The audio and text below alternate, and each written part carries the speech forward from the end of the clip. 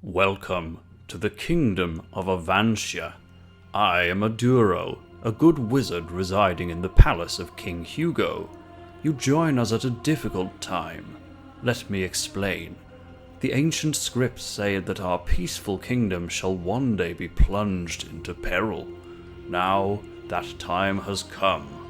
Under the evil spell of Malvol the Dark Wizard, 6 beasts, Fire Dragon, Sea Serpent, Mountain Giant, Horseman, Snow Monster, and Flame Bird run wild and destroy the land they once protected.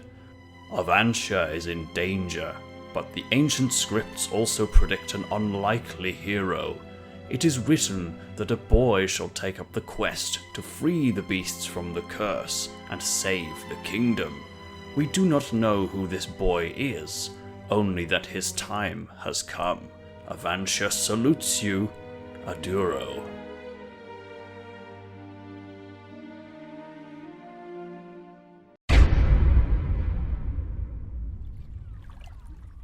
Caldor the Brave stood at the foot of the mountain. His bronze armor gleamed in the pale morning sunlight. The fire dragon is close. I can feel it. The knight pointed his sword up toward the mist at the top of the mountain. For the sake of our kingdom, it must be stopped. Good luck, sir, said Edward, his young page. Caldor held out an armoured hand and placed it on Edward's shoulder. They both understood that they might never see each other again. The knight turned to climb the smooth, dark slope. His feet slipped and skidded on the rock, but he dragged himself up with determination, slowly climbing higher and higher. Soon, the mist closed behind him and he was lost from sight. All that was left was an eerie silence. Edward shivered. Suddenly, the mountain started to shake. Edward could feel the vibrations travelling through his feet and up his legs. He stumbled and his chin hit the ground as a huge judder threw him to the ground.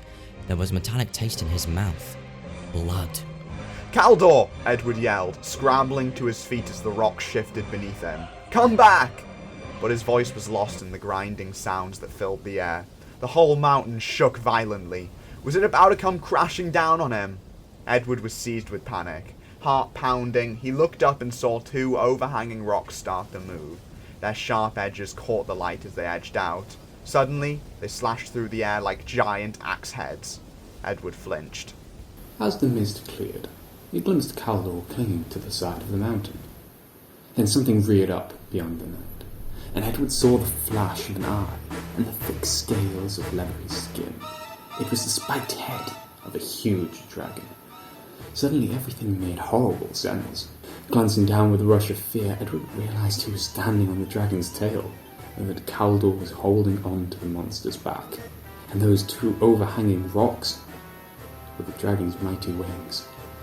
He wanted to run, but his legs were frozen with fear. Edward struggled to his feet and tried to run after his master, but the dragon was already high above him.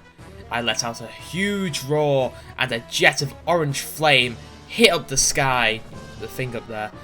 As it disappeared into the distance, one of Caldor's gauntlets, scorched and smoking, clattered to the ground. Psh, boom, sound effects. You don't get that with everyone else. Clutched in its fingers was a golden key. The echoes of Caldor's cries hung in the air. Then, silence. The knight was gone, and his mission to free the Fire Dragon from Mabel's terrible curse had failed. Oh, unlucky lad. Tom stared hard at his enemy. Surrender, villain, he cried, or taste my blade. He gave the sack of hay a blow with the poker. One day, I'll be the finest swordsman in all Advantia, even better than my father, Tadalon the Swift. Tom felt the ache in his heart that always came when he thought about his father. The uncle and aunt who had brought Tom up since he was a baby never spoke about him, or why he had left Tom to their care after Tom's mother had died. He shoved the poker back into his pack. One day, I'll know the truth, he swore. As Tom walked back to the village, a sharp smell caught at the back of his throat. Smoke, he thought. He stopped and looked around. Fire! Tom pushed his way through the trees and burst into a field. The golden wheat had been turned to black stubble and a veil of smoke hung in the air. Tom stared in horror. How could this have happened? He looked up and blinked. For a second, he thought he saw a dark shape moving towards the hills in the distance. But then the sky was empty. An angry voice called out, "Who's there?" Through the smoke, Tom saw a figure stamping round the edge of the field. "Did you come through the woods?" the man demanded. "Did you see who did this?" Tom shook his head. "I didn't see a soul." I think that was right. I think he's supposed to be scared. Tom turned and ran as fast as he could, stumbling over the blackened tree roots. Tom burst into the village square, gasping for breath. It was full of villagers. What were they doing here? It wasn't market day. They were shouting and waving their hands at his uncle, who was standing on a bench at the edge of the square. "Fire in the fields! What's next?" one man shouted. "The troubles get worse each day," called another villager. "The beasts have turned evil!" Tom knew that Advantia was said to be protected by 6 beasts, including a fire dragon, but no one was sure if they really existed. "Have you seen the river?" a woman asked. "It's so low we will soon run out of drinking water." "We're cursed," an old man wailed. "I don't believe in curses," said Tom's uncle firmly, "but our village needs help. One of us must go to the king and request his aid." Tom stepped forward. "I'll go to the palace, uncle." The villagers laughed. "Send a boy on such a mission? Ha! The king would laugh at us for sending a child." Suddenly, a small boy smeared in soot pushed through the crowd. "Help!" he gasped. "Please help! Our barn is on fire!" "Men, bring your pail to the river now!" Tom's uncle roared to the crowd. Tom looked at his uncle as the men brushed to obey. "The village needs you here as its leader, Uncle Henry," he said. "Please let me go instead." Tom's uncle turned to face him, his face serious. "I suppose I have to let you out into the world sooner or later," he said. "Yes, you must go to the king. And there is no time to waste. You will have to leave first thing tomorrow."